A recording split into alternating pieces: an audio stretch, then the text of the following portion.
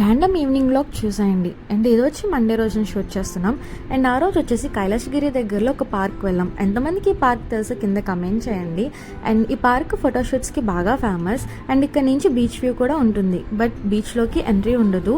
And చాలామంది ఈ flowers మధ్యలో మంచి మంచి ఫొటోస్ తీసుకుంటుంటే, నాలా ఫొటోస్కి దూరంగా ఉన్న వాళ్ళు మాత్రం మంచి మంచి పిక్చర్స్ తీసుకుంటారు, లైక్ నాలాగా. అది కూడా చూసేయండి.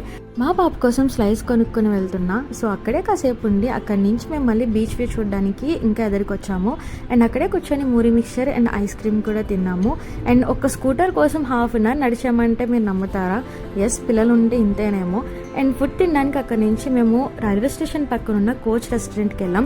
ఎంతమందికి రెస్టారెంట్ తెలుసో కింద కమెంట్ చేయండి. ఇదే ఫస్ట్ టైం నేను వెళ్ళడం.